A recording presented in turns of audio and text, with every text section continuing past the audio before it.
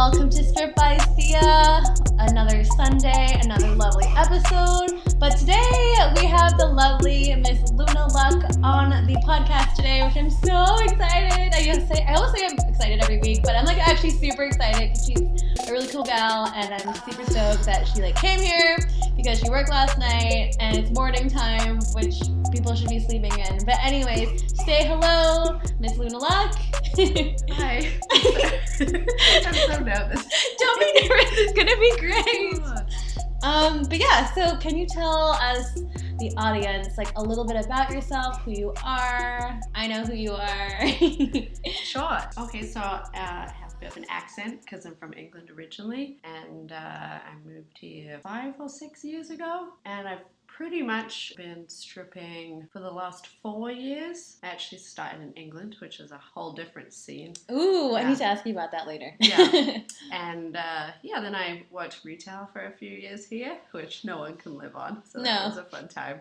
And then had a really bad breakup scandal, which actually led me into stripping. Ooh, as we'll get into later today, as today, the central topic is going to be dating and relationships in terms of, what it's like to date a stripper and, what it's like on our side and dating within Vancouver and how freaking crazy it is. But on top of that, being a stripper and telling the person you're dating, I'm a stripper. Anyways, I'm excited, and I'm excited to kind of get into those topics. But let's start with you stripping back in London, in the UK. Sure, yeah. I actually was working in Southampton and Reading, not quite as glamorous as London. One of the clubs was under a railway bridge, and every time a train would go by, the whole club would shake, and water would drip from the moldy brick ceiling. Oh, wonderful. Yeah, it was glam. And they don't have a stage there, it's just lap dances. Oh, okay. Yeah, so it wasn't quite as fun. Everyone was really mean back then. Oh, no. Yeah, I saw someone nearly get stabbed by a stripper shoe once. Oh, fun. Yeah. So it sorted me out pretty good to survive anything else. Sounds a bit rough. Yeah, a little. So did you start doing stage after that, or how did that work, or did you just mainly do VIP when you were there? I could only do VIP there because they only had that there. There was no setup that we have in BC here. And then when I got into it again in Vancouver, I started VIPing at a specific club that's not on our circuit, and they actually wouldn't let me do stage. What? You're so good. Yeah. I think they told me my body looked weird on stage. It's not my favorite club. I'm very grateful to be on the circuit and have great clubs like the Number 5 Orange. Yes. The Penthouse. Yes. My 2 favorites tied. Yay. Yeah. Oh my gosh. So so backtrack a bit too. So when you were back in the UK, is VIPing a bit different than it is here? Is it generally the same kind of thing, the same kind of structure? Because in another episode, one of our audience members said that he was actually in England as well, and he visited a couple clubs there, and he said the structure was a bit different. People pay for you, you have to pay for your time to talk with girls and stuff too, in addition to actually getting naked. I'm not sure if that's still the case there. The club I worked in, 2 different ones, but they were kind of the same chain. There's a lot of chain strip clubs there called For Your Eyes Only. Oh my gosh. For some cheesy name.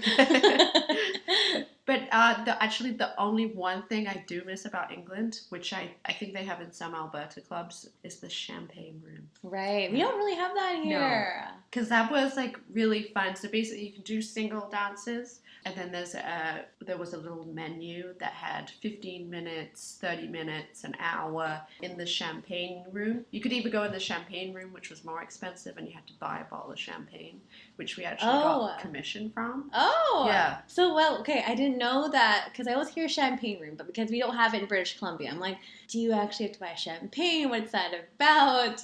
Yeah, in this particular club we did, or else you were relegated to the normal dance rooms for an hour, which was a very long time in a small dance room. Oh. Yeah. It was fun. I once remember this Eastern European true hustler took me under her wing, and we hustled this guy who was celebrating his divorce by himself.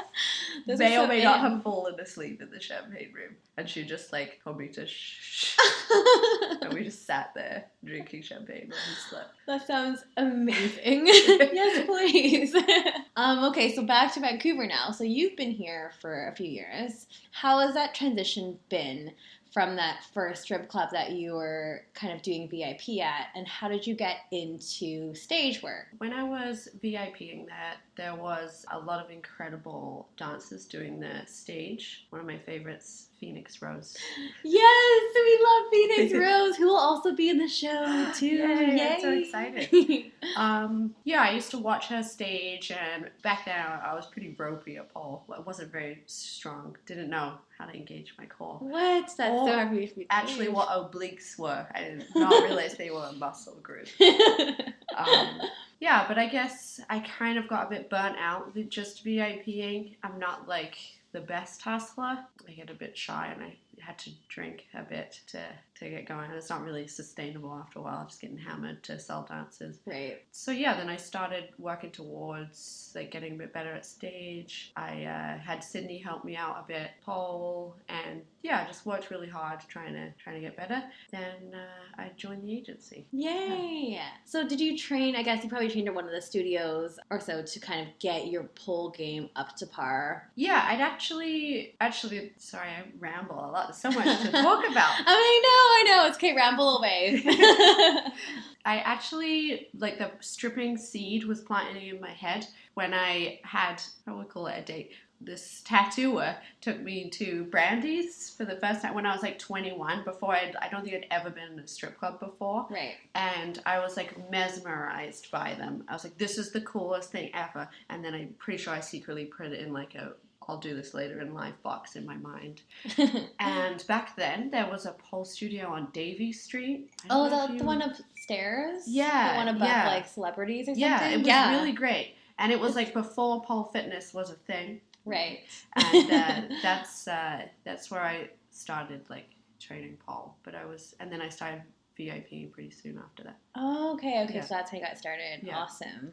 Wow, and then like I guess you were doing privates with Sydney, aka Phoenix Rose, for a bit, who also was my favorite as well. Because I started like about 3 years ago, and then I was like, "What is this goddess? She's so amazing. I need to be her." Like blah blah blah. She has like a huge inspiration for me, and like someone I like really looked up to, and really like adopted her kind of style in terms of dance, because it's just so, it's like a bit of old school but also really strong moves, like very confident. Yeah, and I love her, like I know she teaches like erotica, but it's like proper stripper erotica. Yeah. It's definitely proper stripper style. Yeah. So speaking of stripping, so then you started doing pole, I guess, with the circuit. Shortly after that, how has been your experience with that so far? Just being on the circuit? Yeah, I love it. I love working like at a different club each week. I think it keeps things like fresh and interesting. Yeah. I mean, I hate traveling away, don't get me wrong. Like if I could just work the downtown clubs on loop, that would be the dream. But there is some great clubs that I've worked away with friends at, like Blondie's in Calgary. Like, oh, wow. You kind of get used to the clubs that like fit your vibe and like the stages you like, the managers you like. Right. Yeah. What is your vibe? Can you describe to those who haven't seen you perform? Like, I've obviously seen you perform because we worked together. But can you describe in your own words, like what your style would be? Yeah, sure. I mean, when we work together, it's just back-to-back Lana Del Rey for the audience all day. Pretty much. When I first started, I used to just dance to like gangster rap and think I was really like cool, dance insanely fast. Yes. Have matured out of that a bit. It's just not really it doesn't really fit my aesthetic. So right. I guess I've slowed down. I don't know if that's because I'm getting old, but yeah, I like sparkly things, flowy things, dancing to Lana Del Rey. Yes. Yeah. It's the greatest. Yeah. Well, it's interesting how you mentioned, dancing really fast and, dancing to a lot of hip-hop and rap music and stuff like that. I was kind of similar in my journey as well, just dancing really quickly, because you feel like, oh my gosh, the music's fast, I have to keep up with it and stuff.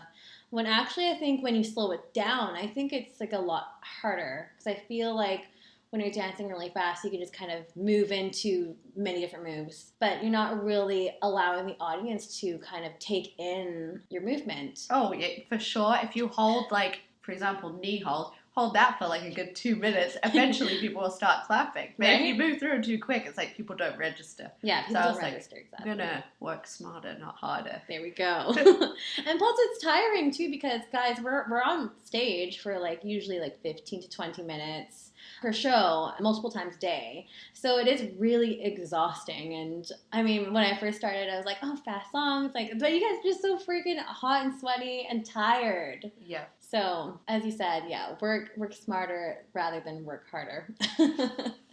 So how has your stripper style developed in the past like few years? Going back on that. Well, it's definitely changed like my actual dancing and what music I dance to, unless it's mostly at the number 5, which is like the most fun ever. And that's another good thing actually, because like different clubs I'll dance to different music, right? And it kind of keeps things like fresh, right? Because like, at the Penthouse you can like play Nick Cave and no one cares, but you like play that at the 5 and 11 p.m. at night, it's gonna be weird. It's gonna be weird. Yeah.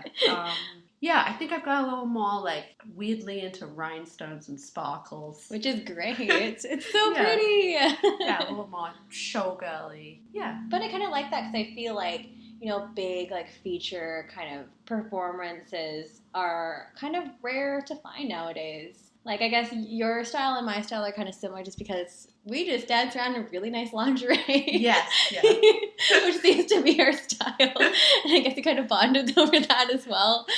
Because, I mean, like, there are many dances in the city that have, like, huge costumes. Yeah. And, like, so many layers and stuff, too.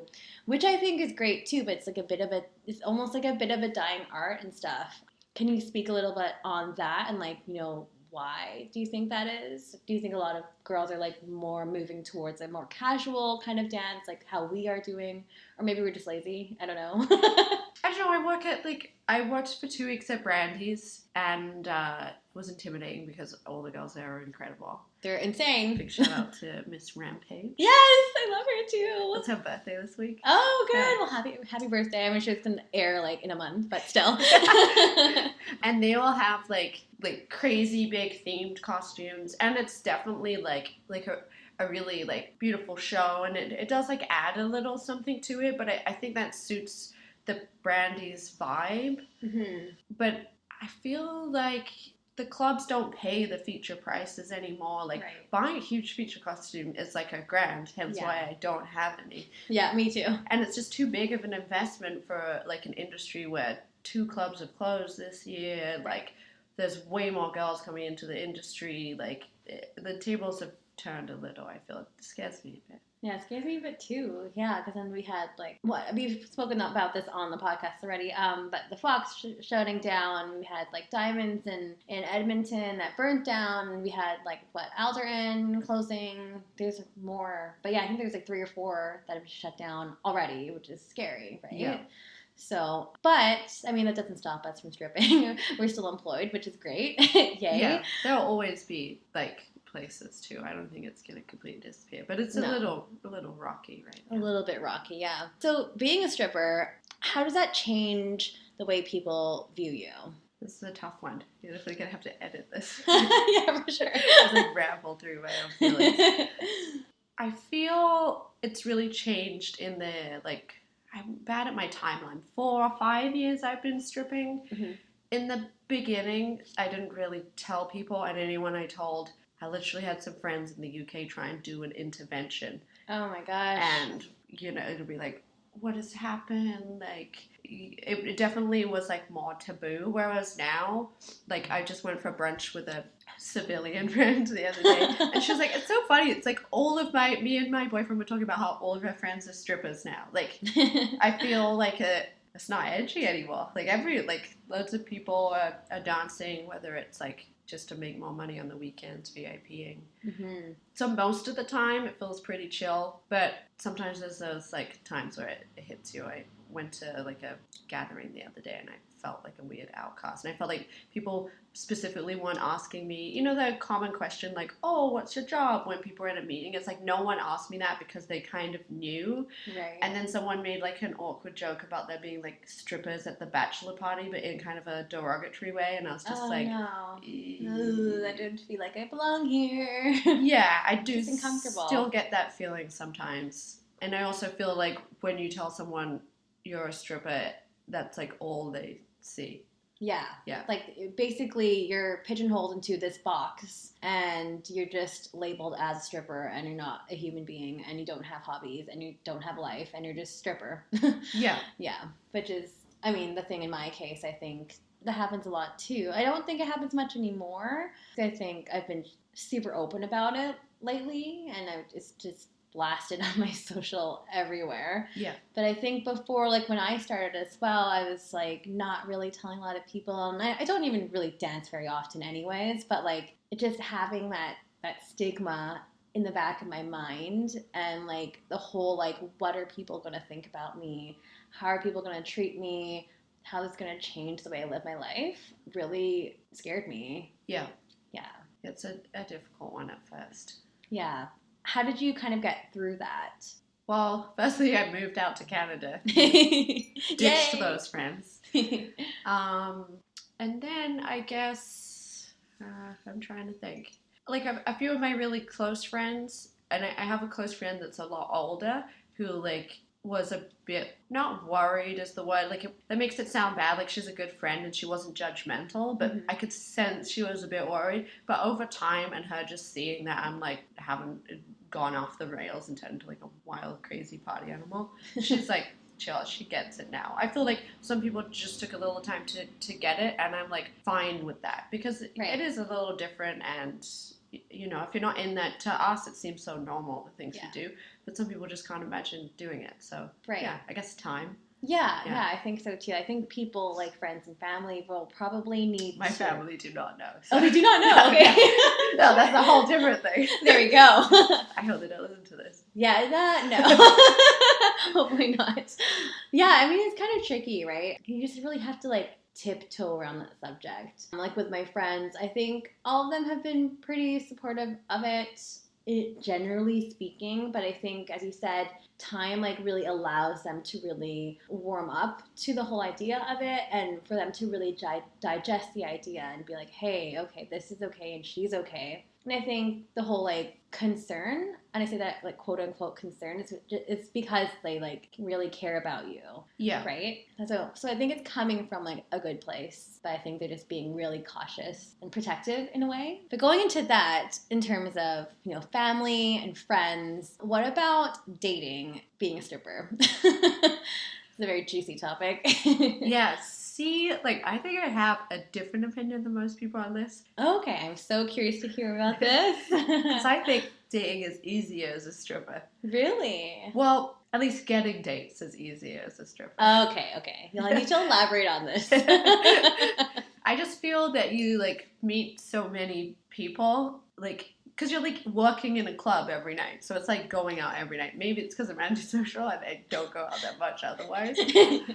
And I've met some, like, decent guys in strip clubs. I've met some terrible ones. But there's also, like, you never know who's gonna come in. Right. Yeah. Have you ever, like, went out with anyone outside of the club? Really poking at this topic. Just a few.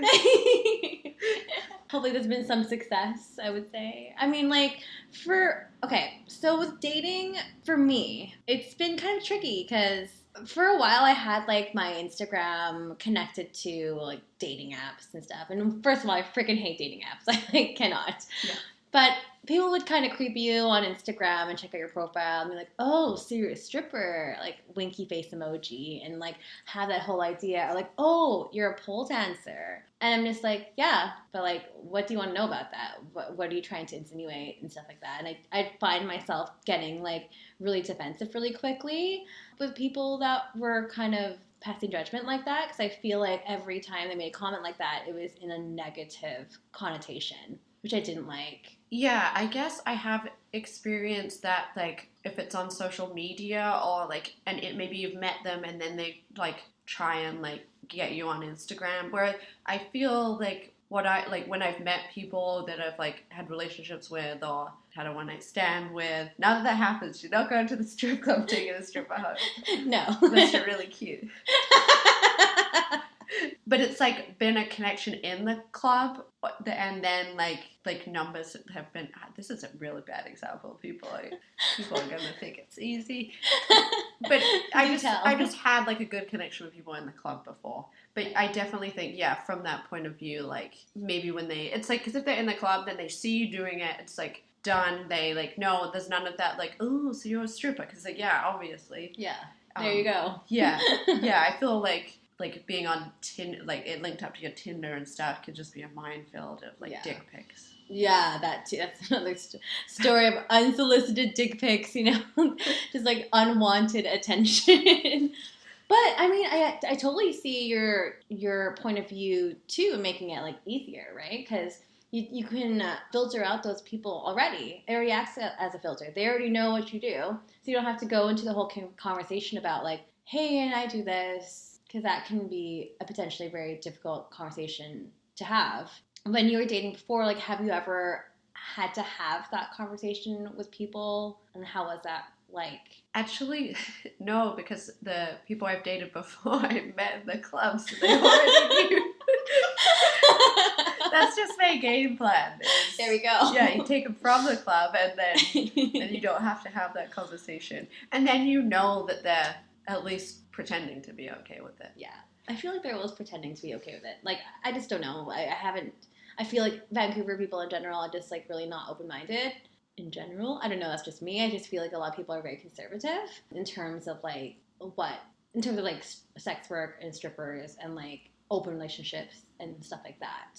Yeah, definitely. I've been very lucky to find people that, like, I honestly feel dealt with it well. Mm-hmm. But I've definitely like seen other relationships where people find it really hard, and I've like heard like tidbits from like managers at clubs. And I remember being at a club once, and we were talking about stuff. He's like, well, you know, you won't find like the person till you stop dancing. Like I hear that a lot. Like, oh, yeah, just really, yeah, like about relationships and dancing and like other people's thoughts on it. But I don't think that's true. I don't think it's true either.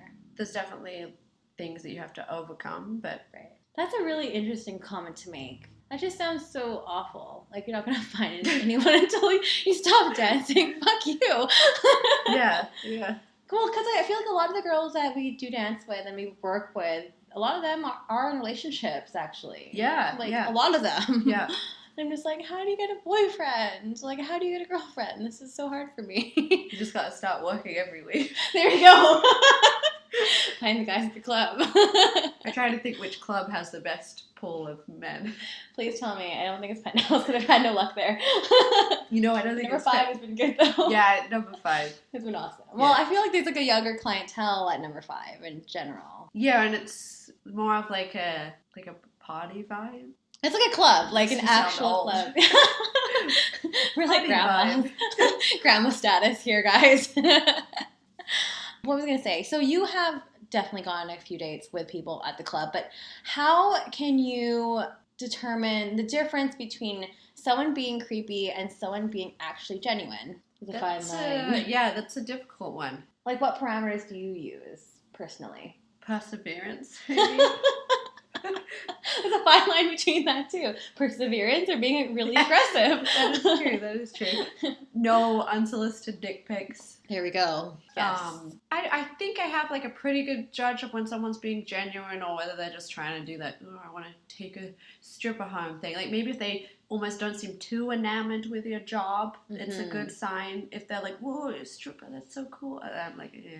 Yeah, because it's kind of glamorized a bit when people are like that, like, oh my god, you're a stripper, and they have this like fantasy like in their mind, like it's, oh my god, I want to take home a stripper and like fuck her and whatever and do that, which I think is like, I mean, it's a fantasy, whatever, but again, like it's hard to find people that are being like really authentic though in the club. I feel. Yeah, definitely. In any club, strip club or regular club. Yeah. So you take your chances anywhere, I feel. But right. Yeah, I'm trying to think back to my relationship. And I guess we just went on lots of dates. You just build up like, if you meet them in the club, then I feel like you just go on more date. You just got to suss them out a little better. Right. Yeah. That can be so tricky. I just feel like I don't trust anybody sometimes. Yeah.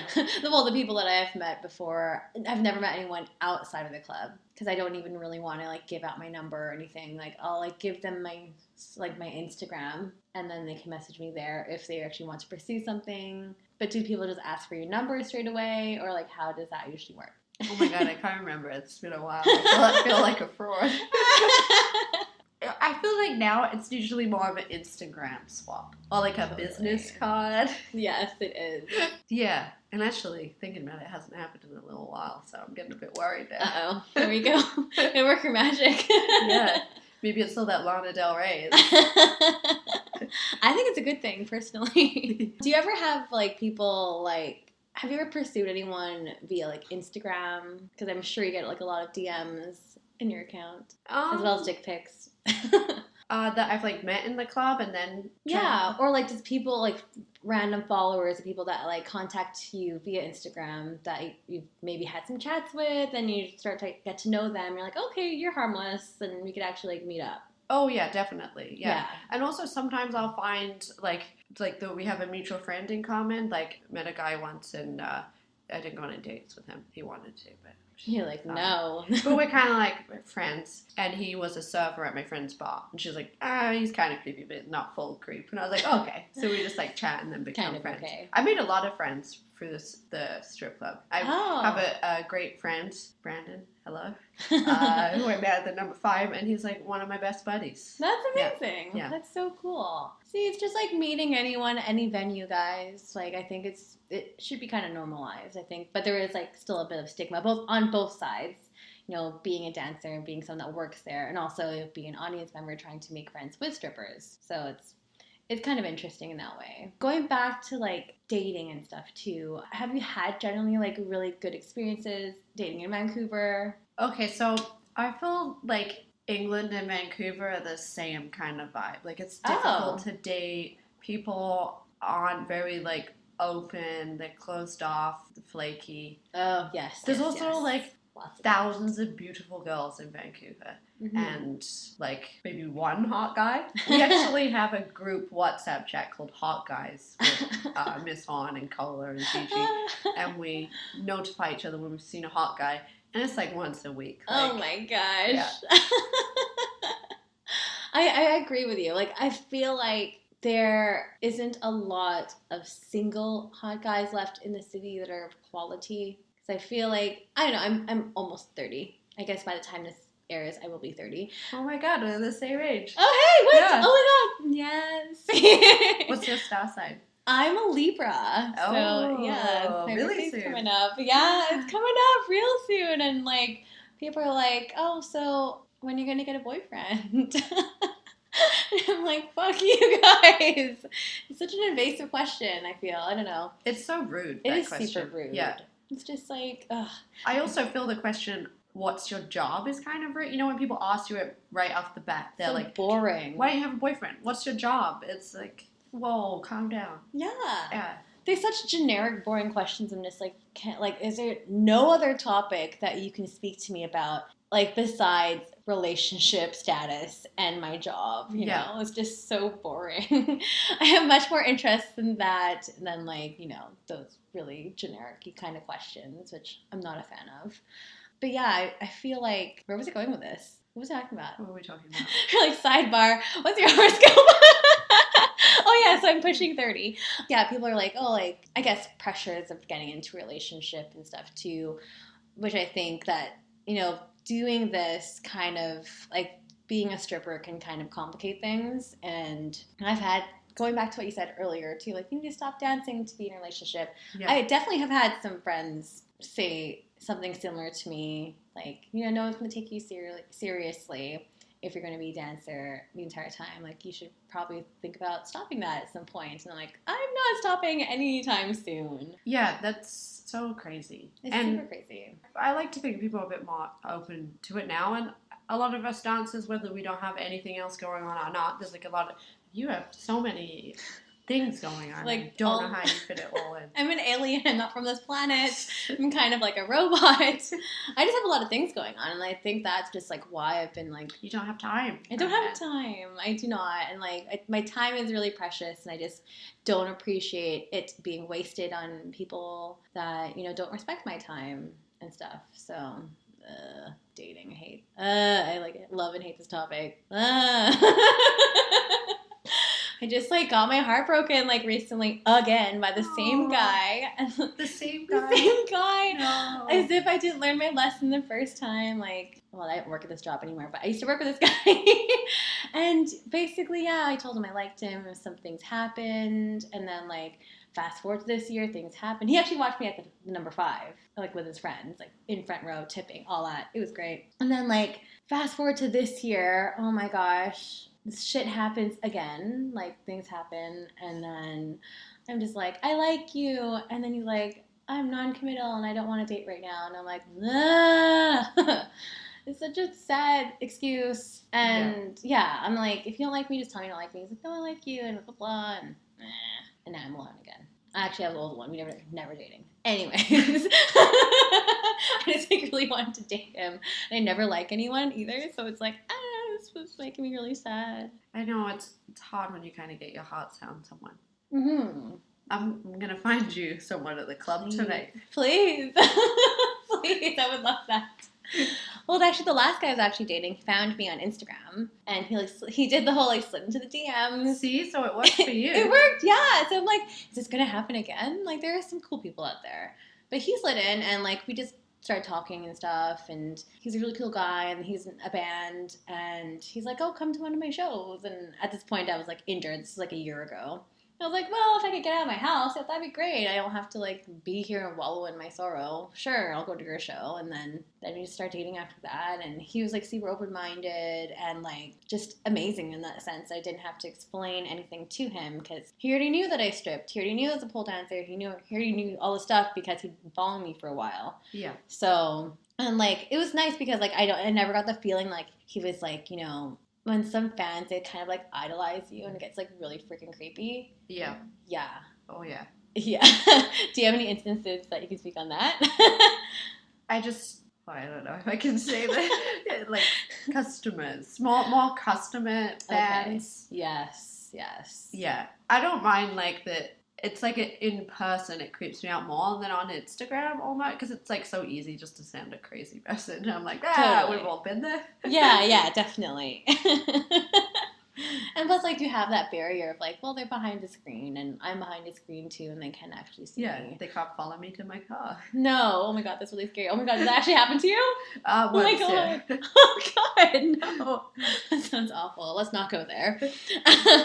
Okay, so why don't we go into some Q&A here? Sure. So we had some people asking. Okay, first question was tattoos. Obviously, if you guys have not seen Luna, she is covered in tattoos. She's a total babe.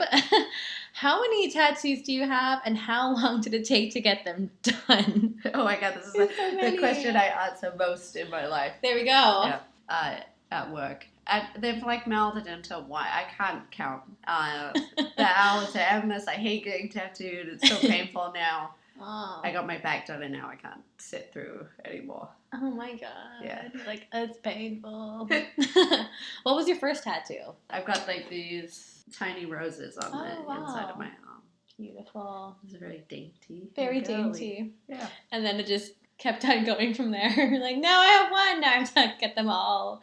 Yeah. I don't really know how it got started. I feel like it kind of coincided with stripping and like, I don't know, when you like cover your body with tattoos, it kind of makes you feel, I always felt kind of short. I'm like 5'2", and short and like stumpy, and there's so many like Amazonian beauties in that industry. Like, I guess I just kind of went down a road and it made me feel like good about myself. It's tattoo mentality is kind of weird thinking about it, but Oh, I have 0, so.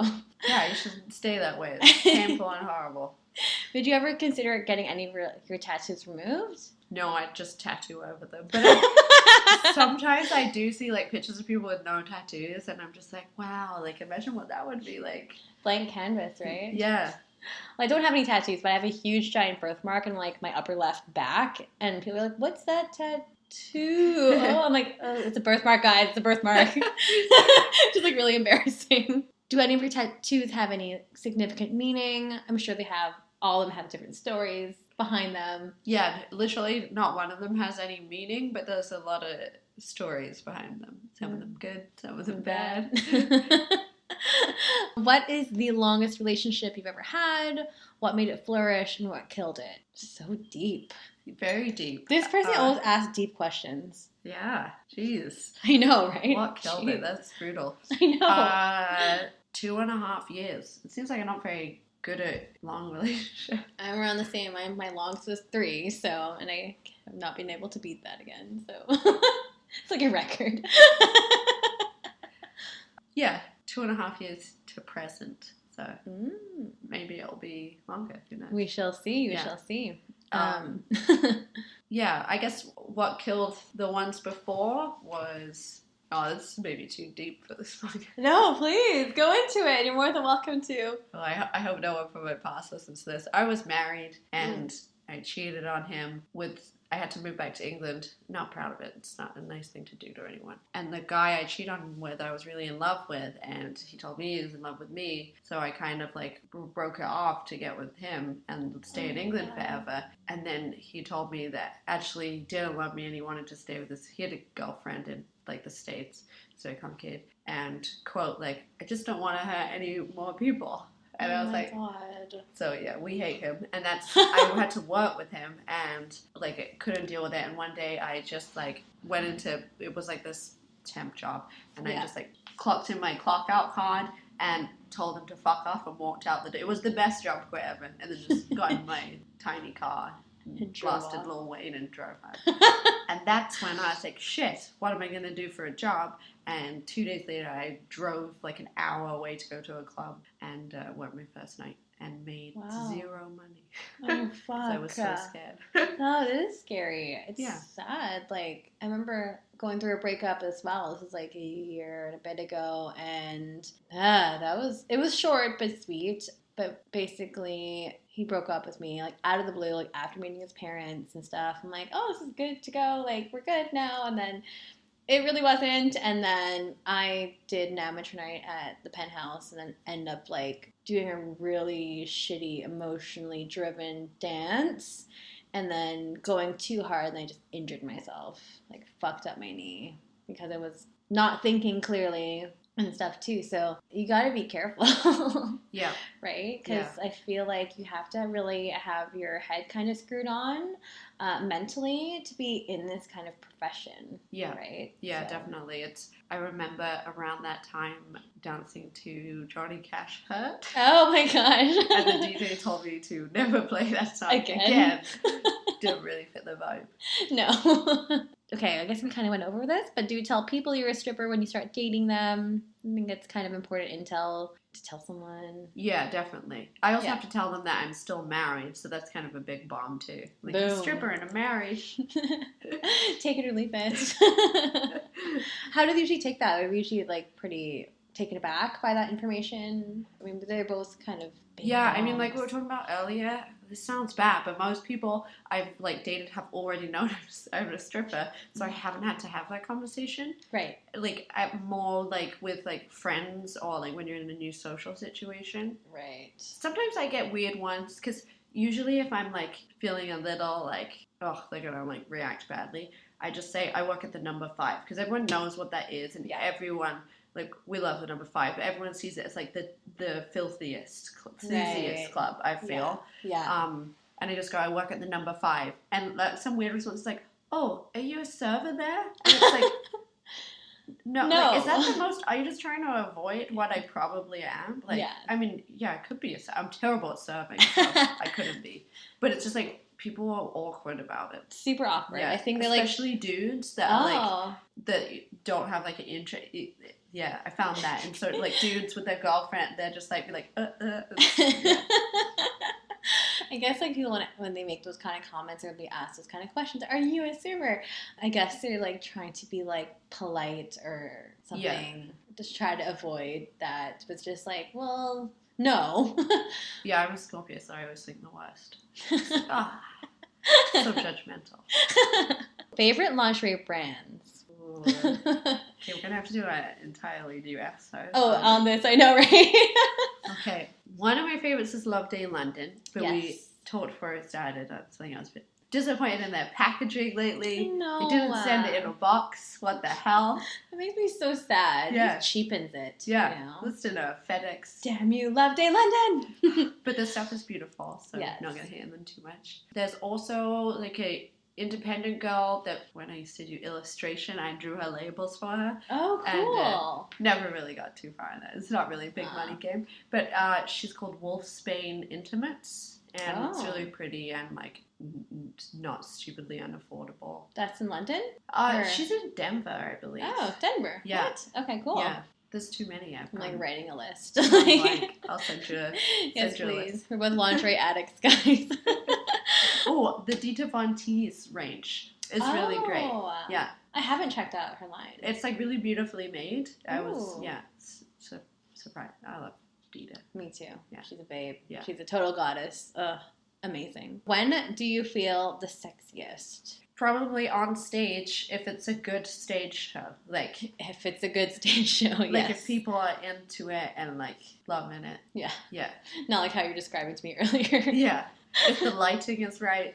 Yes. Yeah. I feel like the number 5 has some nice red lighting that's very Yes, flattering. they do. Yeah. I just feel the stage is kind of small there. Yeah. Yeah, and short. That's like my own problem. I could barely aerial invert there. Yeah. It's more of a rolling around on the floor. Yes, situation. and twerking and Yeah. shaking your butt. And that brings us to the end of Strip by Sia. Thank you so much, Miss Luna Luck. But before we go, where can we find you? Oh, well, this is going to come out a little later, so I'm going to try and think where I'm going to be. This winter, mostly at the number 5, Shakers, Penthouse, Campbell River, if Oh, you're wow. an islander. And I'll be at Blondie's in Calgary first week in November.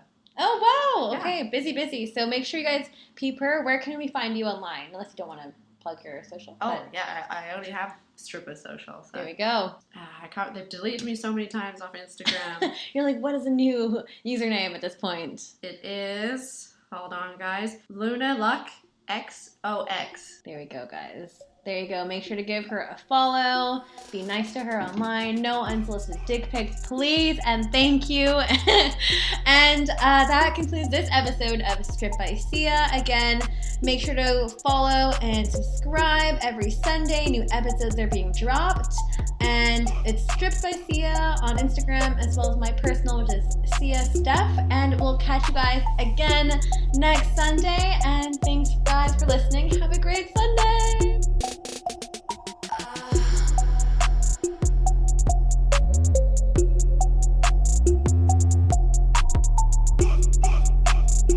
You're listening to Stripped by Sia, produced and hosted by Steph Sia, aka Kimchi, music by Ted D, photography by Ian Davern, and graphics by Maria Bellandarama.